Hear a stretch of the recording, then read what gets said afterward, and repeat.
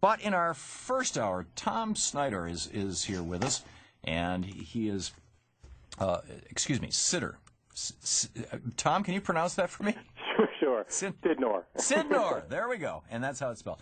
And he is a senior fellow and director of the Center for the Study of Digital Property at the Progress and Freedom Foundation. And Thom, as F. Scott Fitzgerald once said, the rich are not like you and me.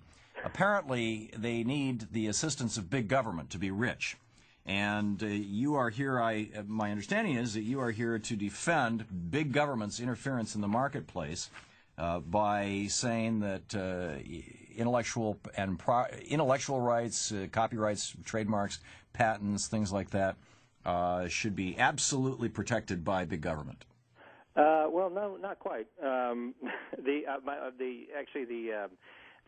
government actually plays an indispensable role in the market economy when it defines and enforces property rights.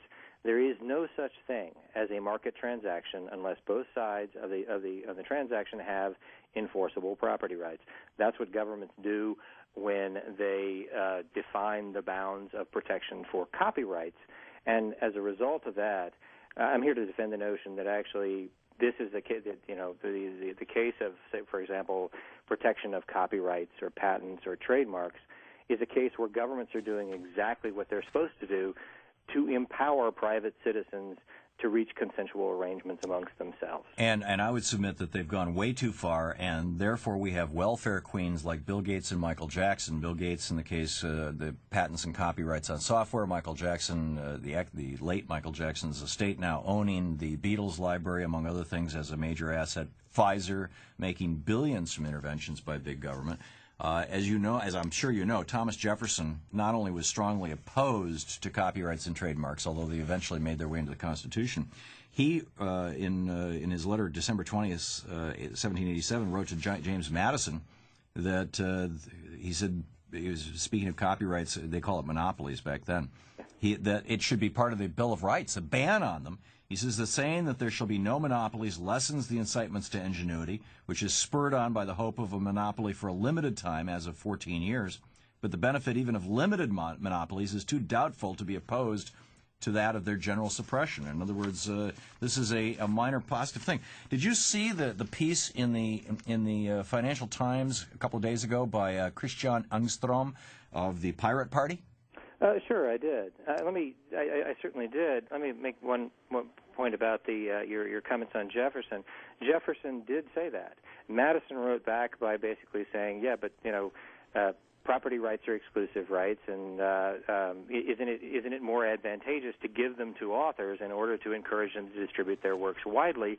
Jefferson later went on to become our very first commissioner of the U.S. Patent Office, and in that capacity went on to comment that he was stunned by how effective patents had been at encouraging innovation. So, yeah, Madison's response letter in October 17, 1778, he said, with regard to monopolies, they are justly classified among the greatest nuisances of government, but it is clear that as encouragements to literary works and ingenious discoveries, they're too valuable to be wholly renounced. Jefferson went on to say that he was in favor of 15 years. We had 28 years from the founding of this country up until the 1820s, 40 years for copyrights and trademarks up through the 1900s. It wasn't until 1990 when we kicked up to, we're almost at 110 years now, the Sonny Bono Act. This is nuts. And I say this as a guy who makes most of his income from copyrights. This show and 21 books that I have in print. But Christian Engström really raises an important point here, even beyond the debate of whether we should say, okay, no more welfare queens like Bill Gates. We're going to go back to 3 years or 10 years or 15 years for trademarks and copyrights. I'm not saying that they should be blown out altogether. But what Engström points out is that in this new digital age, it is impossible to enforce copyright and trademark laws without monitoring the private communications of everybody on the Internet. I mean, right now, if there is a store that is physically selling pirated copies of a Microsoft product or one of my books or something that you wrote, Thom Snyder, then, it's possible to physically walk into that store and stop them. If there's an illicit trade in it, and you get an informant and that kind of thing, somebody selling things out of the back of their car, you can bust that. But the strong case, and this guy actually won a seat by the Pirate Party. This is an actual legal party in Sweden. It's called the Pirate Party. They want to do away with all copyrights and trademarks, and they won a seat in the European Parliament. And the fellow who wrote this article, Christian Engström, is that member of Parliament now, of the European Parliament, on the argument that he says, if you want, he said, should we give the government the right to monitor all email and all encrypted networks? If you want to stop people from violating copyrights, you must remove the right to communicate in private. There is no other option. Society has to make a choice. The world is at a crossroads. This technology can be used to create a big brother society beyond our nightmares. And on the other hand, he says, if we say no to enforcing copyright and trademark laws, at least with regard to the Internet, we could create, he says, the same technology could instead be used to create a society that embraces spontaneity, collaboration, and diversity. Well, I have to admit, I think that his views are just woefully uninformed. He's assuming that, if you have a property right, it must be perfectly enforced all the time. And that is simply not true. I mean, this morning, actually, when I got up, I was making coffee. My neighbor's walking his dog.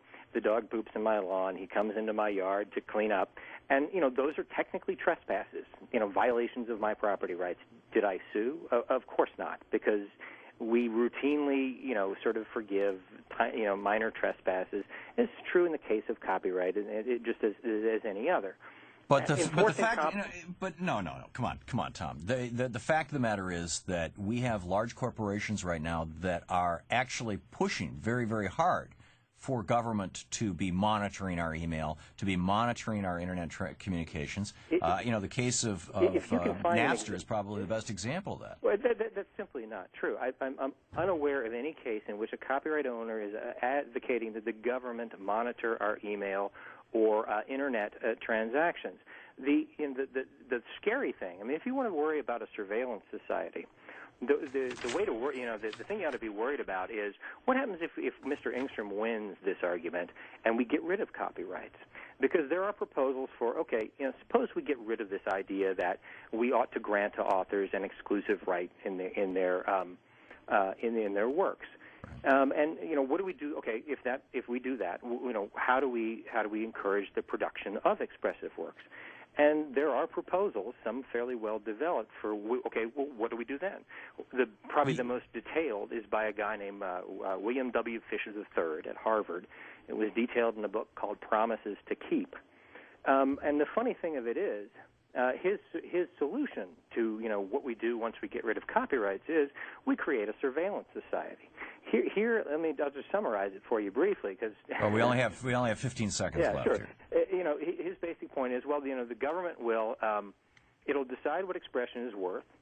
It will tax technology products to accumulate whatever amount of money it thinks expression is worth, and then to decide how to divide up the tax. It will it will basically implant spyware in our consumer electronic devices and the Internet in order to watch what it is that we read and I would say these are the consequences of copyrights, but this is a proposal for replacing copyright. I know, and that's a crazy proposal. It is the best developed proposal for replacing them. Right. Okay, Tom, people can read your work over at pff.org. Thanks for dropping by. Hey, I appreciate it. This is the Thom Hartmann Program.